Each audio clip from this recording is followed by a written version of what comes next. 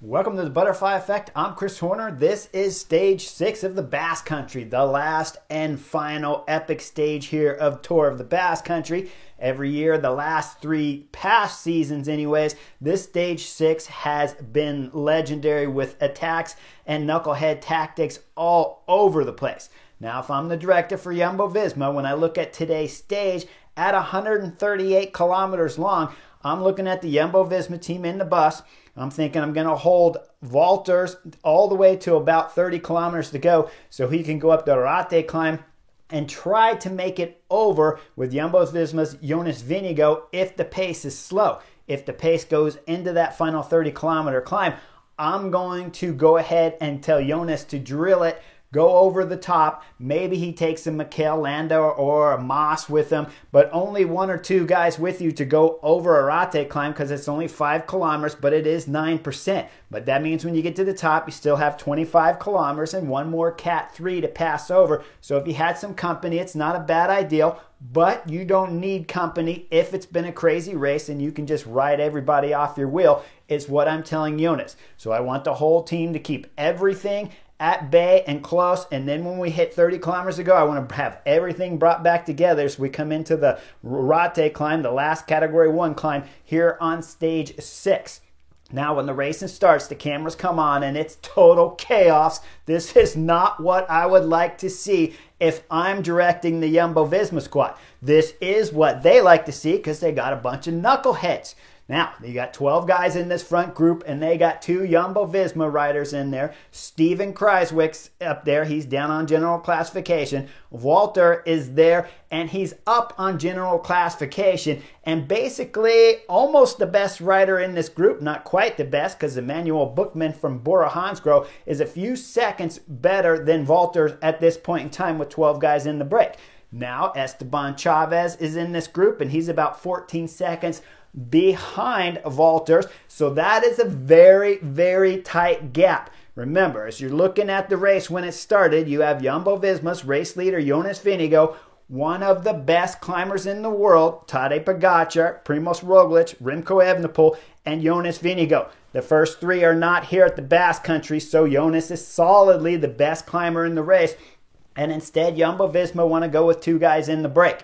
Now, when the cameras come back to the peloton from that group of 12, we see it's Bahrain victorious Mikel Landa's team on the front, and they are chasing like crazy. The gap is at about 1 minute and 30, minute and 15 seconds to that group of 12.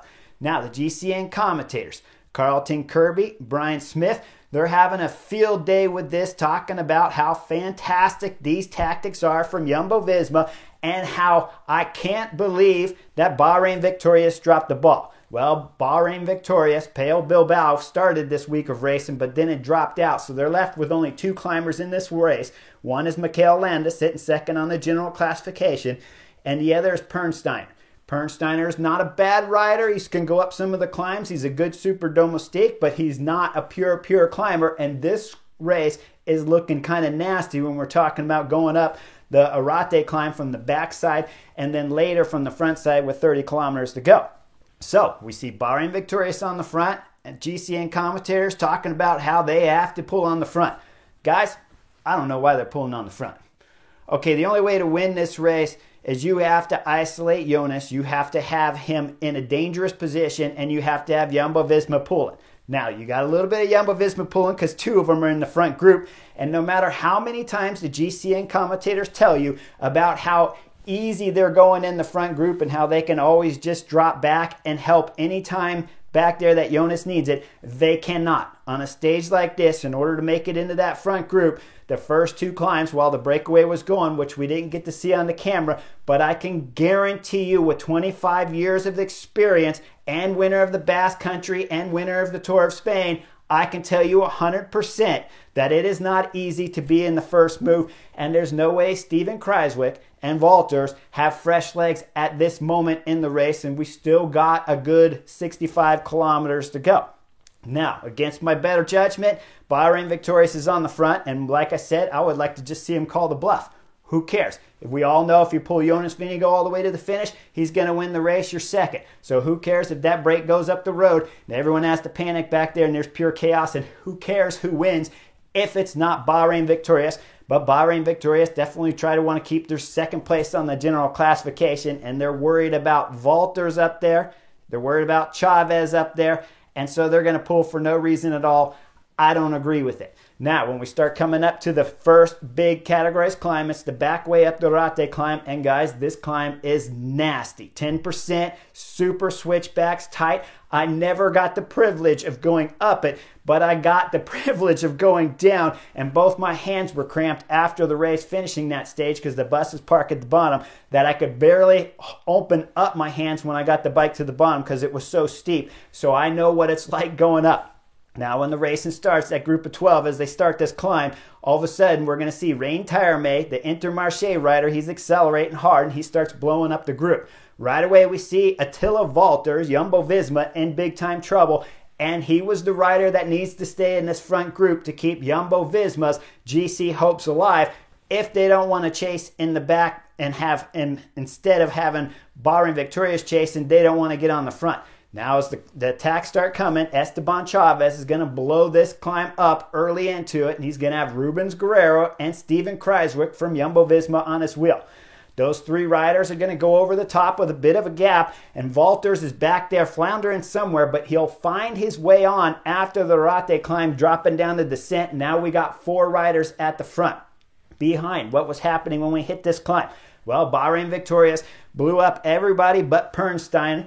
Pernsteiner, he was up there setting a hard tempo, had gotten this group down to about 25 guys, still with Mikel Landa in there, second on the general classification. His teammates still locked in there. Jonas Vingegaard's in there, but let me show you the aerial shot because two of his teammates are coming out the back, and shortly after they come out the back, we know Jonas is isolated by the time we get to the summit here of the Rate climb.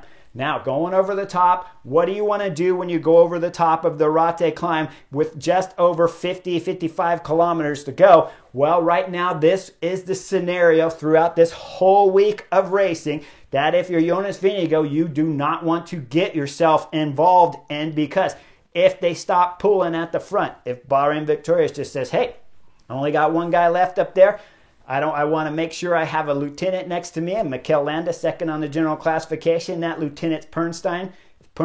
So if Pernsteiner pulls off the front and they slow down, Jonas Vingegaard is isolated on his own. You got 25 guys that can tack him over the climb, not up the climb, but over the climb, and you can get a gap really quick on a rider like Jonas Vingegaard. You guys will say, well, he's got two teammates up the front. He does. He has Attila Valters, who's already gotten dropped on this climb, and he has Steven Kruijswijk, who honestly didn't look that fantastic during this week here at the Basque Country. Crashed once and looks like he'd been holding on for dear life when they went up the backside of the Rate climb. But yes, he's in the front group. Now, those four guys in the front are still rotating through, and then with about 50 kilometers to go, finally, someone in the group back there, after the two groups came together with two Jumbo-Visma guys in the third group coming up to the first group with Jonas Vingegaard, they're going to finally attack. It's going to be Mario Schmid, one Total Energy rider and one Kern Pharma rider, and they're going up the road. And Mario Schmid is a bit of a threat on the general classification at 1 minute and 40 seconds on the GC, higher than anyone that's currently in that group of four that's in front of him. That was about a minute gap. Now, Mario Schmid will dislodge the Kern Pharma and the Total Energy riders, and he will bridge up to that group of four at about 40 kilometers to go. We back the camera up to the peloton. Who's on the front? Bahrain Victorious, and now Cofidis is pulling on the front. Man, I don't know what you guys are doing. How did you miss the attack there with Mario Schmid to start causing some chaos on Jonas Vingegaard and start making Jumbo-Visma pull? That was a no-no. If you did miss the attack, you still don't pull. You guys are not going to win the general classification. Let Jumbo-Visma pull, but instead, Bahrain Victorious is still a bunch of knuckleheads. They're pulling on the front, and I've seen them knuckleheads throughout all of last year's 2022 season, and now it looks like they're continuing here at 2023. As we look at the group, like I said, with those two pulling, Mario Schmid has dislodged and bridged himself up to the group of four. Once he got up there, there was tacks right away. Chavez threw in a good acceleration, and then we saw Mario Schmid have to bridge across, and then just behind we see Rubens Guerrero after Valters has gotten dropped off, from that group. Then we see Rubens, who was sitting on Steven Kruijswijk, probably the most intelligent move I saw today. He's sitting on Steven Kruijswijk, and then he jumps off of Steven Kruijswijk's wheel and bridges up to make 3 in that front group, and no Jumbo-Visma. Now they're going over the small climb, over the bump, and dropping down the descent. When the cameras come back to Steven Kruijswijk, guys, he is sailing it down the descent, going through the corners, blazing, because he knows he better get back up to this front group. He does bridge up to the front group to round it off to 4 again, and then Steven Kruijswijk does the wise move. He doesn't rotate through till Attila Valters comes back up. Now, Chavez is getting a little grumpy, right? Nobody's really working. Why that group of 3 didn't just completely drill it and have the Jumbo-Visma guys not be able to come back on is beyond me, but the cameras didn't show it. And like I said, now we're back to 5 guys.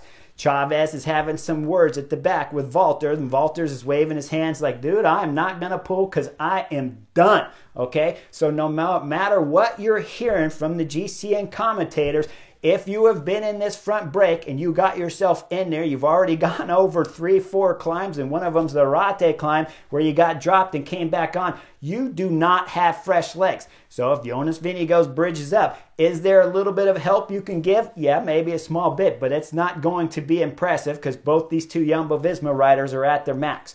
Now they drop down the next descent. Mario Schmid is going to slide off the front of the group, and this is where the group starts making some more mistakes back here. This is the perfect time for Chavez and Rubens Guerrero from Movistar to go, no, Jumbo-Visma, you got now a threat on the general classification, 1 minute 40 seconds up the road, and we're about 125, 130 gap on the GC favorites back there with, again, those knuckleheads from Cofidis and Bahrain Victorious pulling like crazy.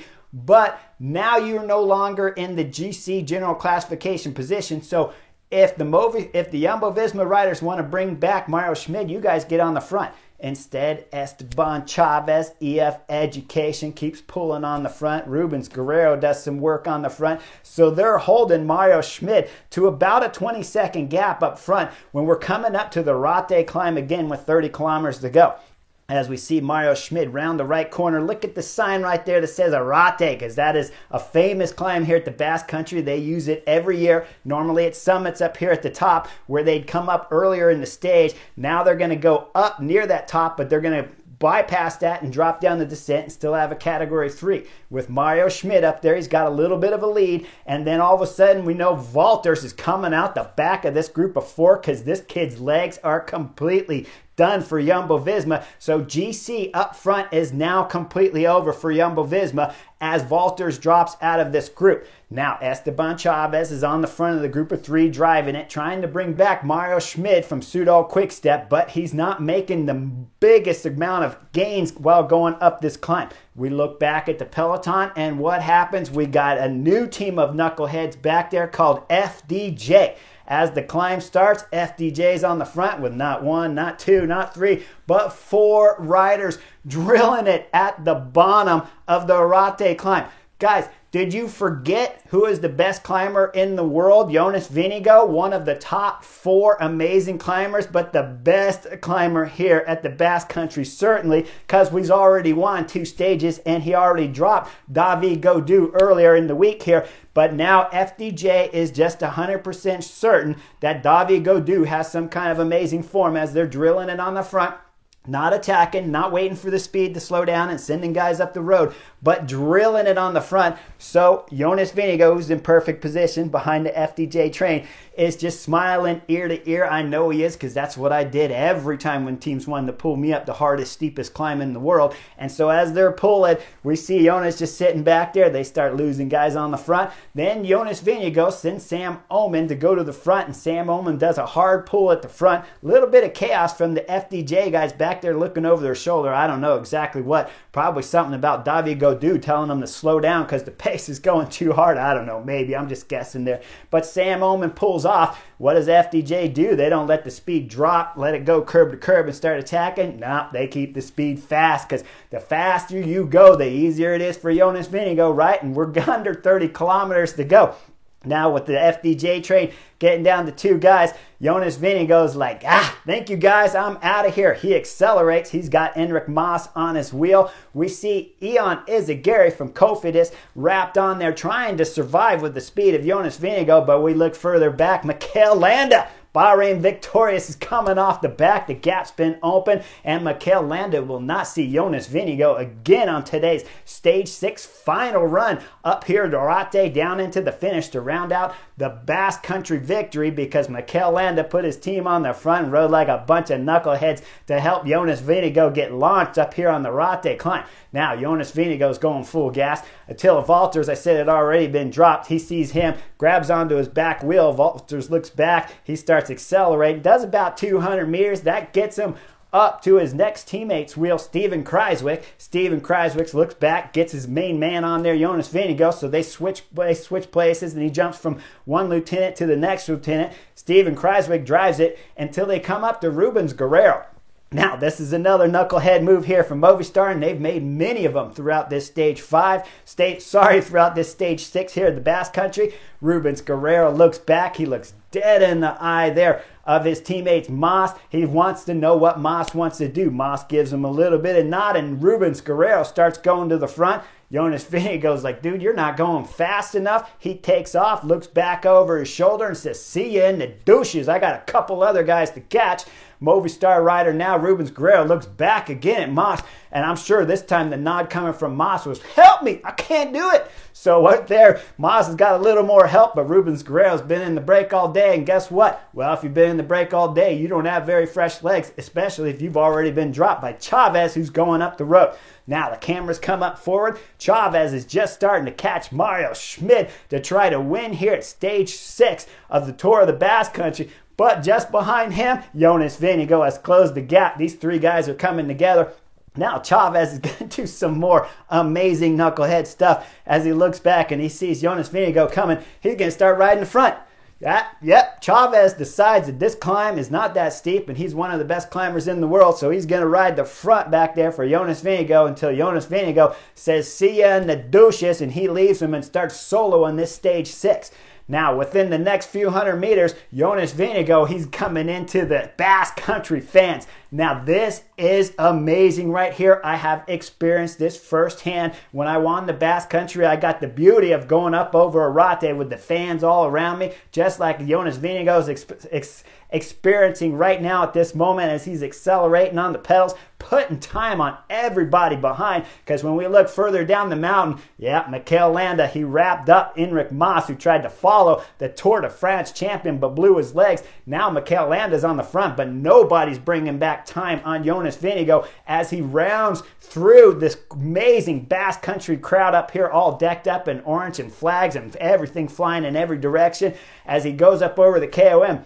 He's got over 30-second gap on all the GC favorites behind that are sitting 2nd through 10th. There's one guy missing back there, and I'll bring him up later. Up front as he dropped down the descent, we're going to see Jonas Vingegaard. He's flying through the descent. As he comes into this left one, though, he's going to exit with the guardrail there. It's a little bit tight, but he pulls it out and immediately gets the bike turned right. Now he's going full gas TT mode on the flat section. He's got one more obstacle here on Stage 6. It's a Category 3 climb, not super difficult, about 5% if I remember correctly, and this is not going to be enough to slow down Jonas Vingegaard as he accelerates all the way up this climb. Now, when we look back at all the chasers, there are probably about 10, 12 guys back there, top 10 on the general classification, but Skilmos, Trek Segafredo didn't make this front group, and this is the only time that I agree with the GCN commentators, Brian Smith, when he said these guys are racing for second, because throughout all of my years of professional racing, I have never seen 2nd through 10, 1 through 10, 3rd through 10. I've never seen all of them working together to catch a race leader that's going up the road when someone's going as fast as Jonas Vingegaard is, and everybody back there clearly is willing to race for a podium position.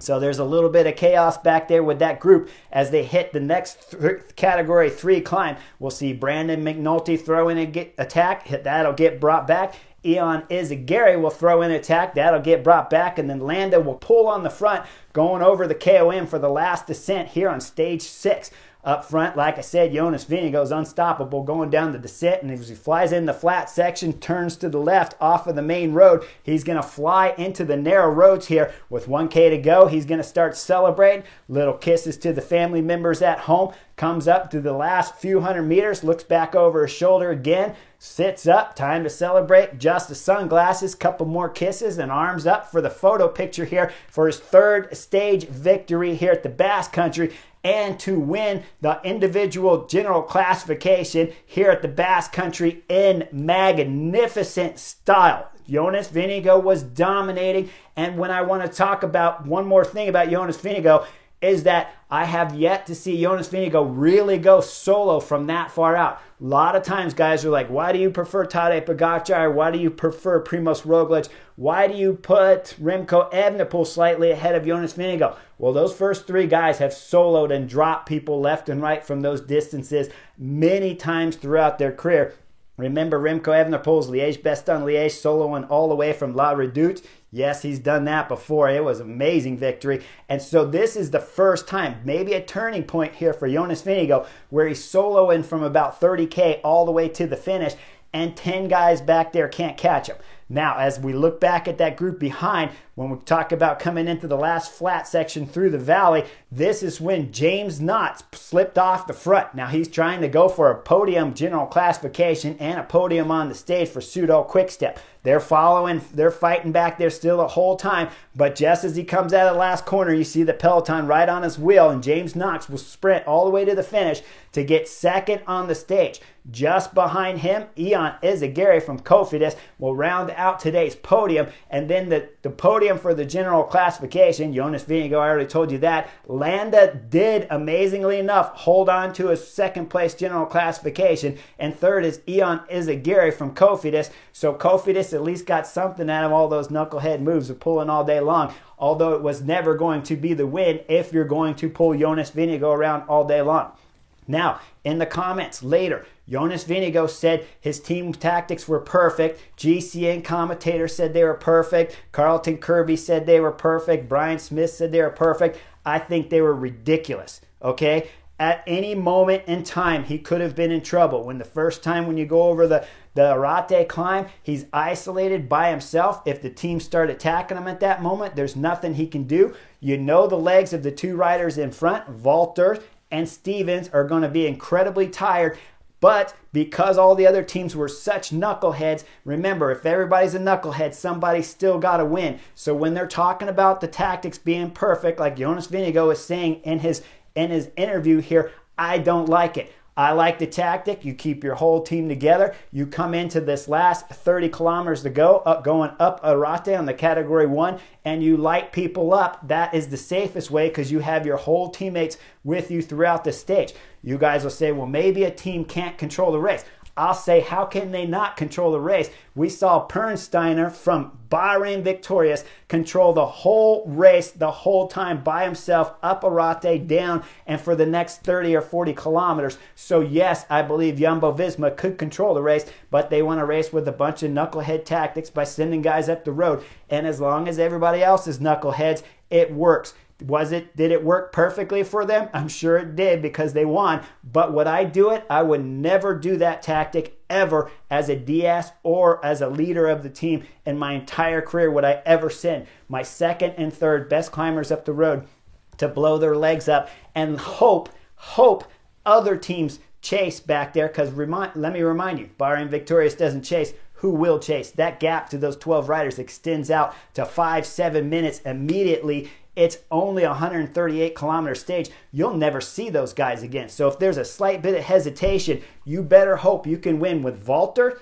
and Steven Kruijswijk. And we already know the answer to that because both those boys got dropped today hard. So when I look at the end of this stage, knuckleheads all over, and a knucklehead has to win if they're knuckleheads all over. And that's what you watched here in spectacular style of stage 6 of the Tour of the Basque Country. Hope you guys like my take. Like and subscribe or hate me a lot after this episode. I don't know, but it was fun.